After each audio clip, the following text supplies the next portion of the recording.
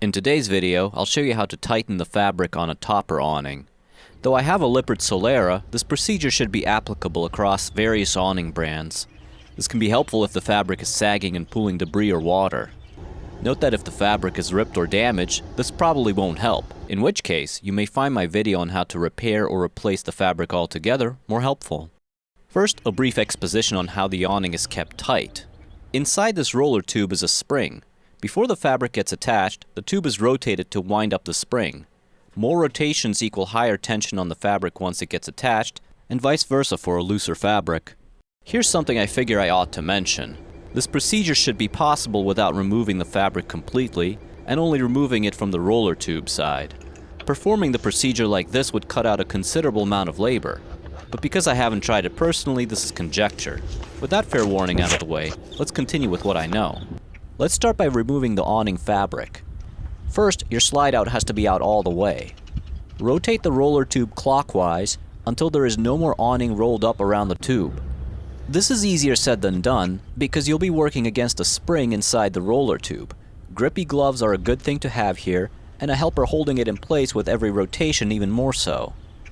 Once the awning is no longer rolled up around the tube, look for a pinhole through here on both sides. You may need to rotate the tube back and forth a little to spot it. To immobilize the tube, jam an awl or appropriately sized Allen key in there.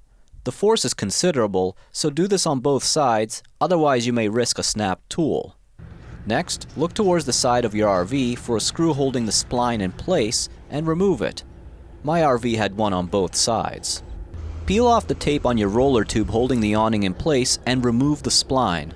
This will free the awning from the tube, and you should be able to remove it from the tube first, then slide the awning out from the awning rail on the RV side. If you encounter friction here, use silicone spray for lubrication to make your job easier. From here, if you wish to achieve a tighter awning, either you or your helper have to hold on to the roller tightly because it'll want to violently unwind itself. Remove the tool immobilizing it, then rotate the roller away from you, or whichever direction feels like it's tightening the spring rather than unwinding it. You can adjust the tension of the spring in increments of one whole rotation of the roller tube. Don't go overboard here. 1 or 2 rotations should be sufficient. Otherwise, you may risk burning out or desyncing your slide-out motors, which now have to overcome a much larger spring tension. Conversely, if you want to loosen the fabric tension, allow the roller tube to unwind to the desired number of rotations, then immobilize the tube once again with your tool. Once the spring tension is set to meet your needs, replace the awning fabric. Put the spline from the tube side back in and replace the spline from the RV or C-channel side as well. Put the awning simultaneously into the awning rail on the RV and the roller tube, then incrementally work the awning back into place.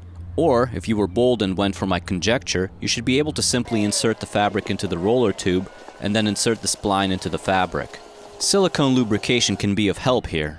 Secure the spline screws back into the awning rail, stick the tape off the tube back on the awning or replace it with duct tape, remove your immobilizing tool out of the tube, and gently allow the tube to unwind and make the awning taut again. Hopefully your fabric's tension now meets your needs and has removed the sagging. Otherwise it may take some trial and error to dial in the tension.